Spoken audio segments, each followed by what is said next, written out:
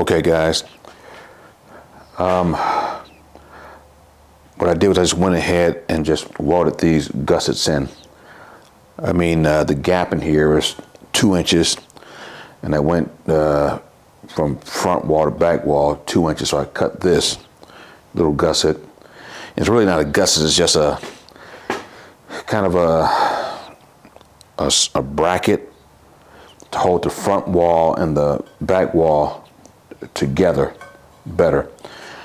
In the original design, it was open all the way down to here, but I just didn't feel that that was enough, strength to do it. Let me just kind of show you guys what I'm talking about here. Let me get the picture out. See if I can find it here. Okay, if you guys can see that, you can see it's open from top to bottom. There's no bracket in there. And I just don't think that is quite sturdy enough. Because I'm trying to build safety in to the piece, because I don't want, they're putting a lot of force on that, on the strap going from this to the car panel. I don't want this giving way, and I don't want the hook just, attached to those 6 forks that I showed you guys. I don't want those coming loose. So as I'm going through this, I'm thinking, structurally. I'm not just making something that my brother saw on the internet.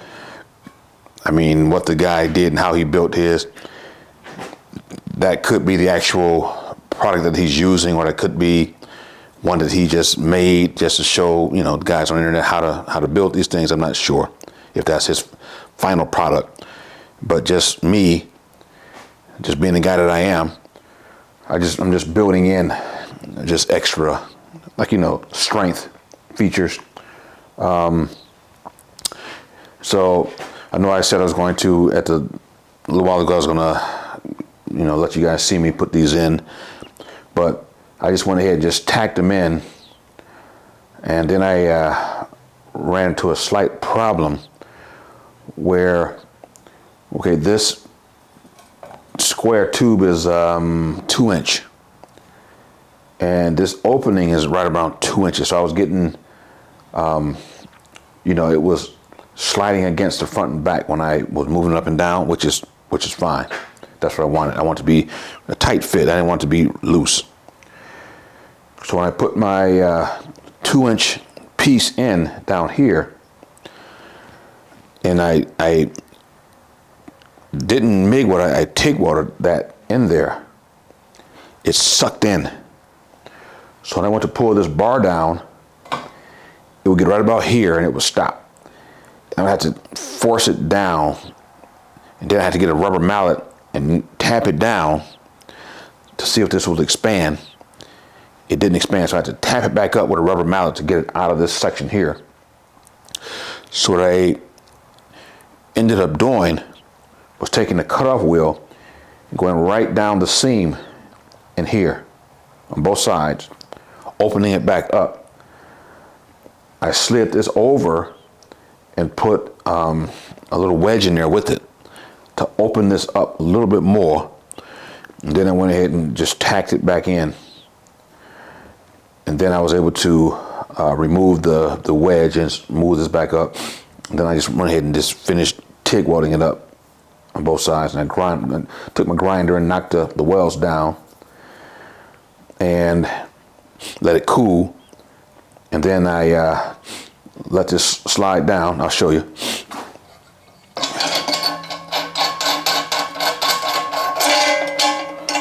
I let it slide down, and it came all the way down with no issues. And that's the way it should be. But before, when I had first welded, it got to here, and it was so tight that I had to put all my body weight into it trying to get it down. It moved a little bit, but I had to get rubber mallet and go ahead and knock it all the way down. And like I said, I waited for a few minutes to let it cool to see if it would, expand. It didn't. It may have expanded some, but not enough to move this. So I had to take the rubber mallet and knock this back out to get it back out of that section. So I figured it just wouldn't be, worth you guys having to sit there and watch me screw around with this, to make this fit up right. But that's what I did. This is 2-inch gap. This is a 2-inch piece.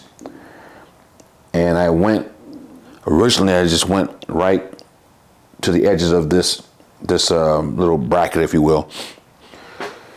But there was a slight little gap there between the two pieces, this upright and this. It's probably an 1/8 of an inch gap in certain spots. So when I TIG welded it, I just sucked everything in. And so with the other side, I knew that was going to happen. So I put the piece in, left a gap on each side. What was it? About a 1/16 gap on each side. Pulled this down, put the wedge in there just to keep that gap open. And then I tacked it in place. Then I checked it. I'm talking the other side, just to be sure that this would move up and down freely. And then I went ahead and welded it in. But I figured, and it was be difficult to film it because I was in so tight when I was welding it that you guys would not have been able to see much anyway. So I have these brackets in. I feel a little bit better about, this thing not flexing too much because it's basically one piece now. And I also noticed on the guy's piece online, he just welded on the front here and he welded on the back in that seam back here. He didn't put any welds on the inside. So what you really have with his piece is it's welded here, but whenever you weld something on just one side like that, you can take that and get a bar or something and pull it, and it might just give way with at the welds. So what I did was I've only tacked it here so far, but I went inside of here on the back side of this wall at the bottom and welded in there to tie the back of this to this cross member as well, in here and in here on both sides. So now I have a complete weld. Well, I didn't weld all the way in because the welder head would only fit so far, and that was before I put this on. So now it's welded from the back side, and it's going to be welded from the front side. So now if you get a crowbar or whatever, this metal will bend before that weld break. But before, the way he did his, just welding out here and nothing inside, the weld would have given away before this broke, because it's almost like a tack weld. If you have a flat piece here, you weld it here, and you just weld one side, and you weld this outside here, you have strength on this side, but nothing on the back side. You can take it and just bend it over. It might take some force, but you can bend it over. Whereas if you try to bend it back this way against that weld, you're going to have a problem. You're trying to fight that. So it's best to weld it on both sides, like I did here. So you can either go push it that way or pull it this way, and it's not going to break at the weld because it's completely welded. So I did that on the inside of this front wall and the back wall. And so what I'm going to do now is I'm going to weld this seam up going across here, front and back. And I thought about putting a gusset behind it, but I don't think it's not necessary now because this is acting as a gusset for the back side. But now, had I not put the bracket in here, I would have had to weld a gusset on the back, because this would have been just this and the front and back weld on the inside of this wall. And with the force that he could be putting on that thing, it could still cause it to want to move this way. But with me putting this bracket in here, now not only is he fighting against this wall and this, but he's fighting against this. This is welded solidly down here. I TIG welded that in down here. So it's a solid unit. The only place it could flex is up here. But that's why I have the bolt going through and have a wing nut on the back to tighten that down so it'll be snugged up in here.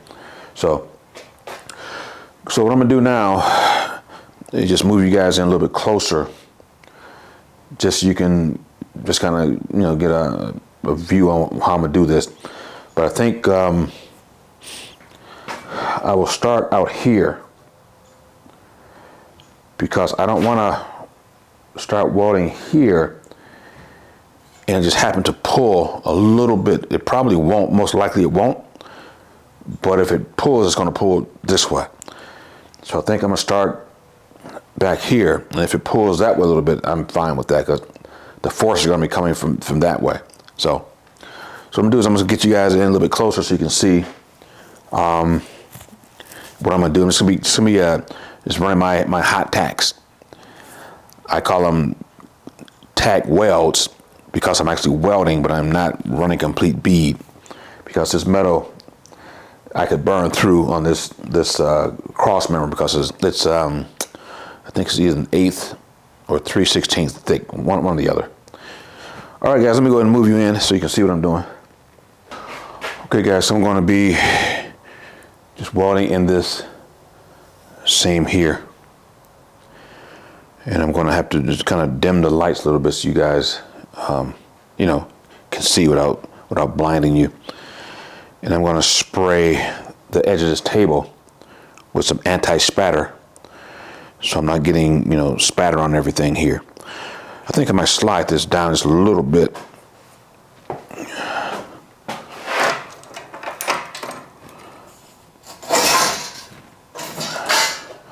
Because I don't want to get any weld on my stops.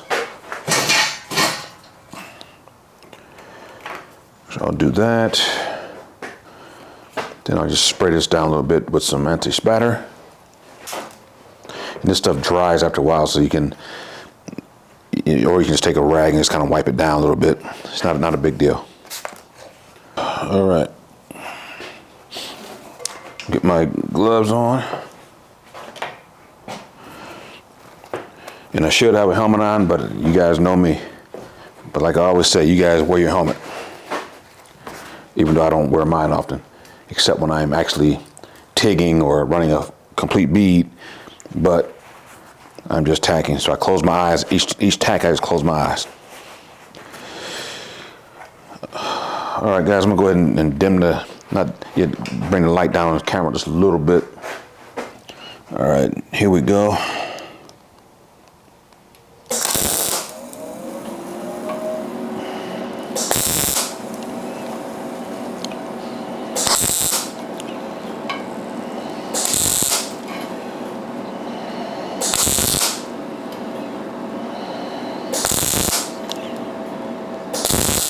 I'm just staying right in that corner.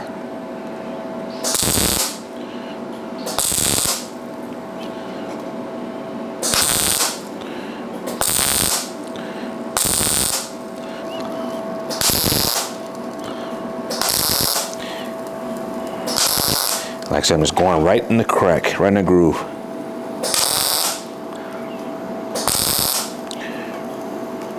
Trying to get even feel top and bottom.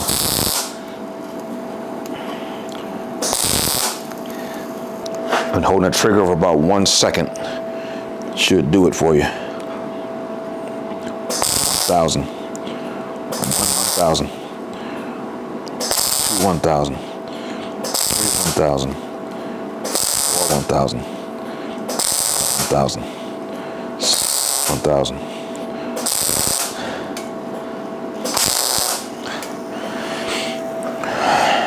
Just a few more.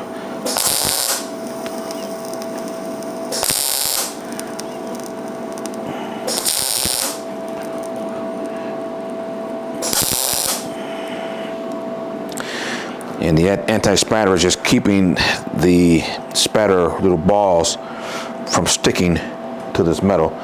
And that way I won't have to do so much grinding. And it's also helping prevent it from sticking to this table, because I do not want to have to get a grinder or anything to get spatter off of this table, because I could kind of not damage the surface, but put low spots in this table. And right now this table is almost perfectly flat, and I don't want to do anything to compromise that.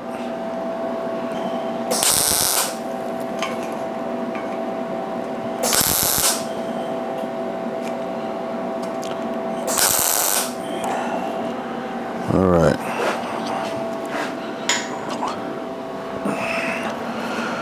I'm going to just get my brush and kind of clean up in here a little bit.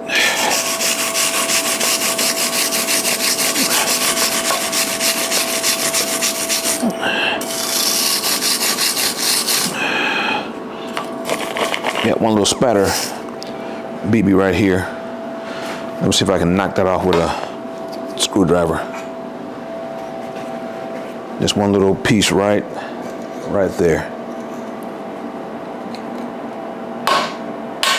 Yep, came off. Anti-spatter worked. Had I not had the anti-spatter there, that would have burned in to that spot, and I would have to get a grinder and try to knock that off of there.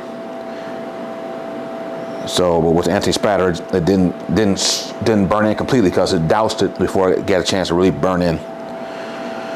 So that's the benefit of having the anti-spatter. All right, I'm gonna move the camera to the other side so you guys can see the other side now. Okay, so now I'll be getting this little area right here. I left just about maybe 1/8 of an inch overhang here, just so I can weld right into that seam.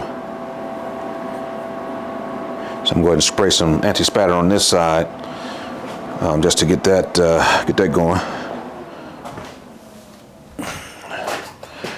And like I say, you can take a rag or something and get this off of here, or you can just let it just dry. It'll after a while it'll dry on. Won't be such a big deal. So I guess my biggest concern is just not getting spatter on this table. Well, as little spatter as possible. I might get some, but I don't want a lot. So I'll go ahead and take this down now, because I'm just about finished. These things work so well.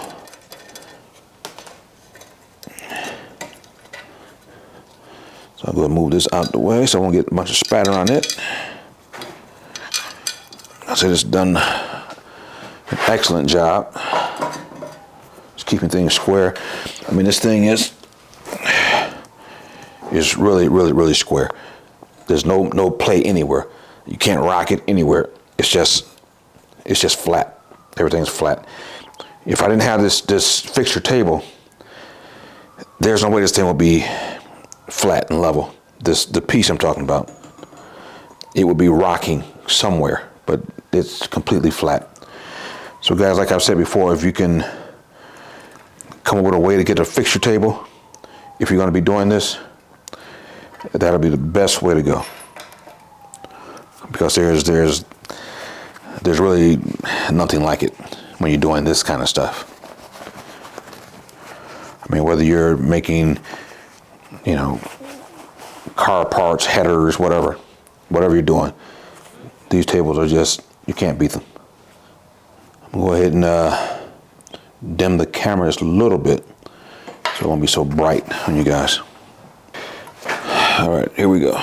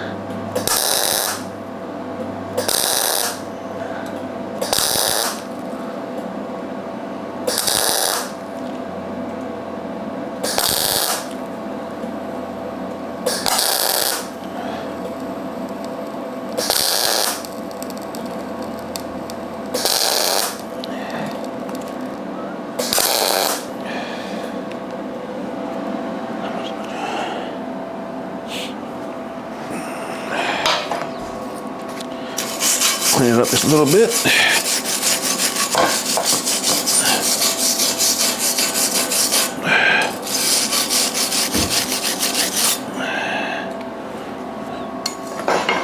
Just go back through and hit just a little bit more right here.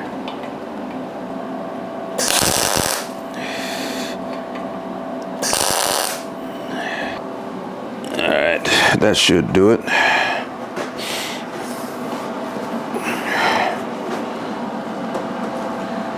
The best way to use an anti-spatter, you spray it on, you give it a chance to dry a little bit. And that's going to be good enough. I'm not gonna like grind it down or anything like that, because this is good enough, strong enough.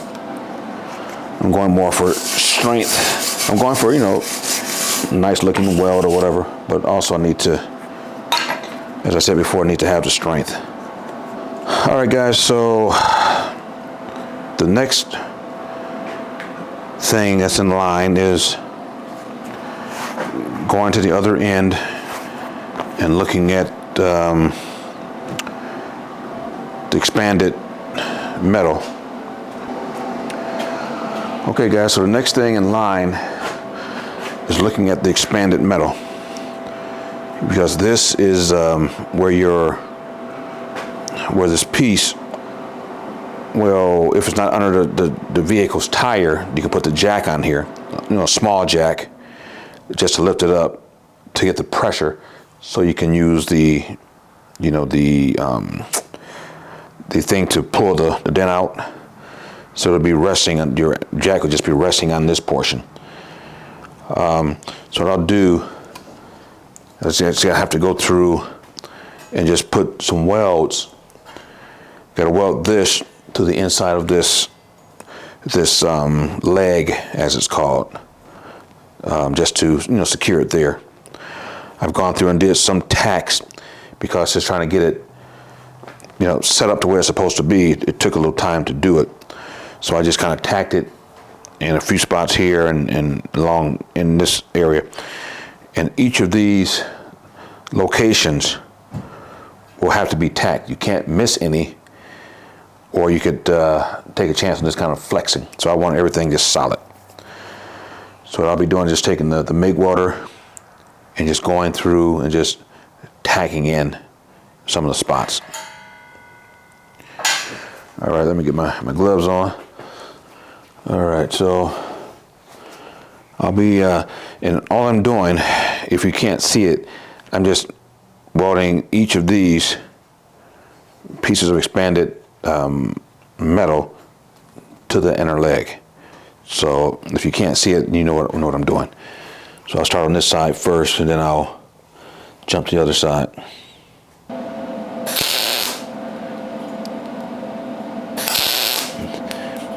I'm just burning it in. This expanded metal is, I think it's about 9 gauge, they were saying.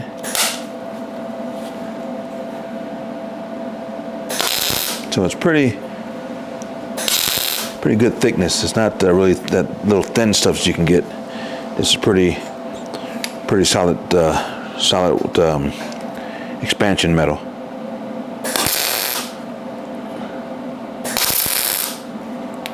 I don't like stuff that's really thin and flimsy.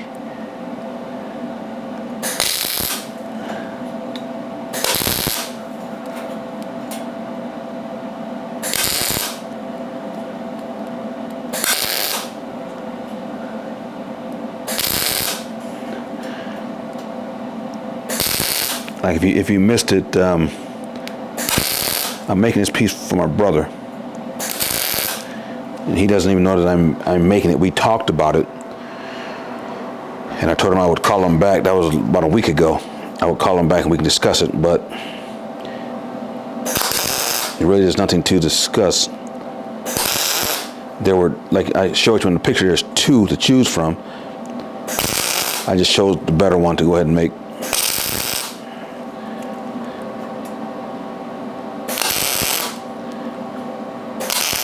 So he's going to be surprised when I deliver it to him. I was going to deliver it to him, this weekend, but I had to go ahead and order a different eye bolt, because the eye bolt that I had I didn't like the way it was going to work. I was going to have to cut the threads off the eye bolt to weld some different threads onto the eye bolt, because the little hooks that I showed you guys, the claws, the inner threads, and that is M16, metric. But the eye bolt that I was able to find was a 5/8 thread. That's just your standard 5/8 thread. So I was going to cut the 5/8 threads off and add some M16 threads to it. But then I thought about it. I said it'd probably be better to just go online, of course Amazon, to find what I actually need. So in that way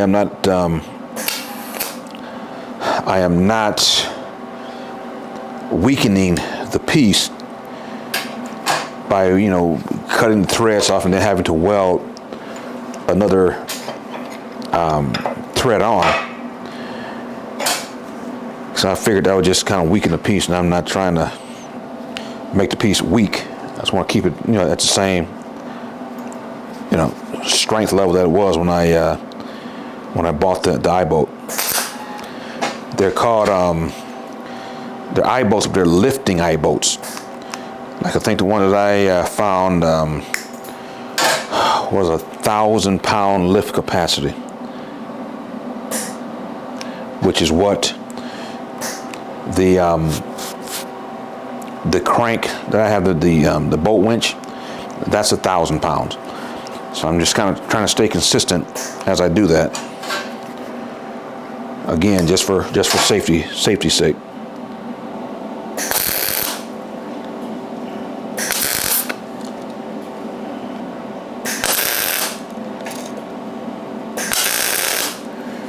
So if you guys are ever doing something like this, just think of safety, especially if you're making this for someone else.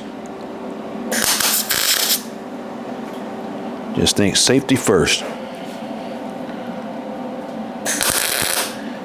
Like I said, it would have been easier for me to just cut the eye bolt, weld it to the new threads, but it would just be more safe if I just go ahead and do it the right way.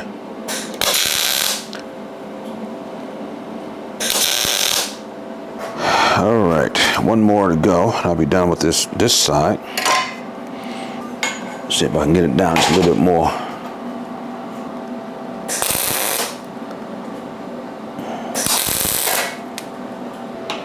So let me do the other side here now.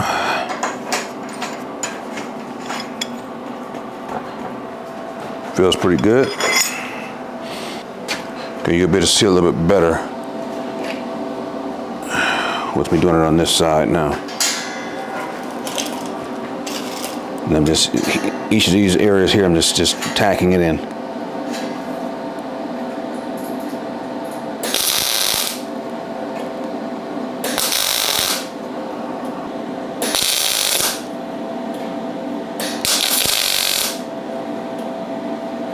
And that's all I'm doing, just pointing and shooting.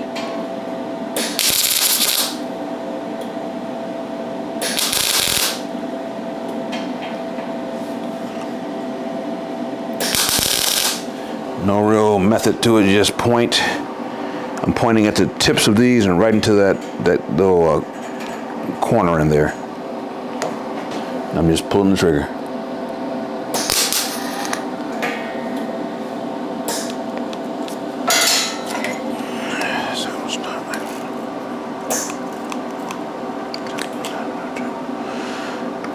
I think it's time for a new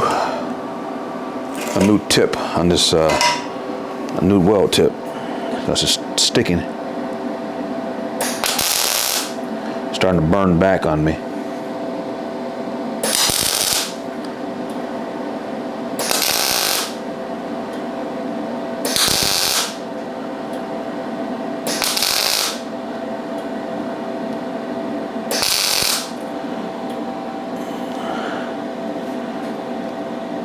Hope you guys can see that pretty good.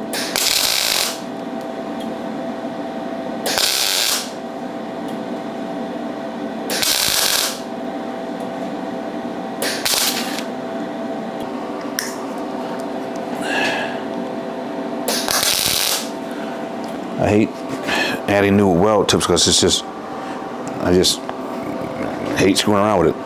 I'll use a weld tip for a year if I can. I mean, they're not expensive. I use them till they can't be used anymore. I think this one's about at the end of its rope.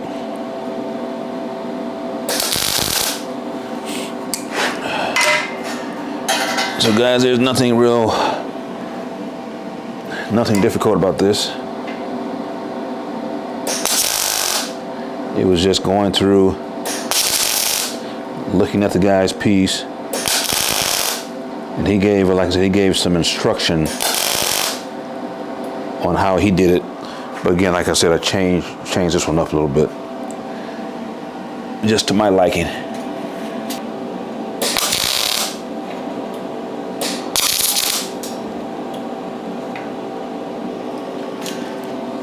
Get the corners a little bit better than that.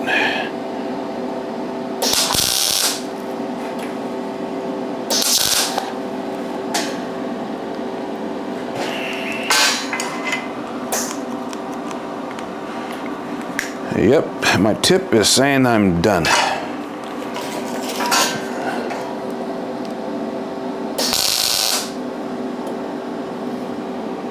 And I'm talking about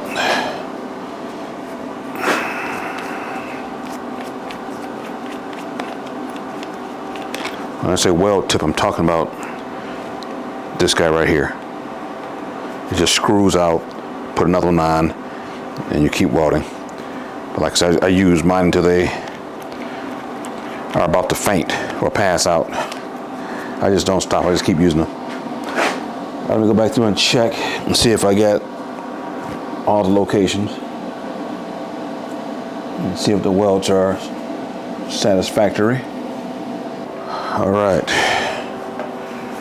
and there you have it. This is nice and firm. Looks like I have all the. There's a spot right there I don't like. Not quite there yet. Yeah, much better. Right there, and do it right there again.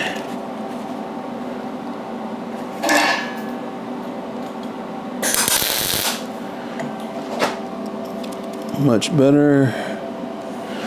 There's one here. And there. I'm just going through this looking if I see a little area that is not, there's not as much weld on it as I would like. I'll just add a little bit more. All right, guys. So this is pretty much it. I just have to put the extension in here that will have the bolt winch on it. It'll just slide down into here. So this is all solidly welded up. This is solidly welded. It's not going anywhere. Got the I'll call it the jack cage with the expanded metal. Got that in. Everything, this cross member is welded solidly in all the way around. I welded inside of here, outside, everywhere, on both. Got the brackets on. So everything is like it should be. So I'm going to turn this around, facing you guys, so you can just kind of see what it what it kind of looks like from the front side, because you've primarily seen it from this angle, other than when I was shooting the the welds in, but I'll just kind of turn it that way a little bit. Okay, so like I said, it has 4 positions on this side, 1 in center, 4 positions on this opposite side. And I was kind of demonstrating it in my hand, when I first fired the video up, but I'll let you guys see. So if you're pulling a dent straight on, that's position 1. Position 2 would be over here. And you get that position. Position 3 will be here. Position 4 is there. And position 5 is here. So again, you have the middle, 4 on this side, in the middle that's 5, then you have the same on the opposite side. Exactly, holes are just lined up exactly. So then on the opposite side, it's the same thing, straight up. Position 2, 3, 4, and 5. So it's full motion on all sides, and you would just lock it in with this pin, with this bolt that I have. Like I said, I was going to use a bolt hitch pin, but I just figured this 1/2 inch bolt with a wing nut on the back would lock everything in more secure. There'll be less chance of any flex from anywhere. And so, guys, that's what it looks like. So what I'll do now is give you guys a view of it. I'll put it on the floor so you can see it with the whole upright and everything on it. So I'll be right with you. Okay, guys, so this is what it looks like, in this finished position. It is what it is. It's like I said, it's a dent puller. So the name of this video might be building my brother's dent puller. I don't know, but you have the Y and crank here. It'll go out, have the little the 6 hooks on it, have the glue tabs. You glue those onto the car fender or quarter panel or door. Run this hook. This will be hooked to the claws that I showed you guys. I'm just waiting for the eye bolt to come, and he'll just put it on there. Let me see how this thing will work.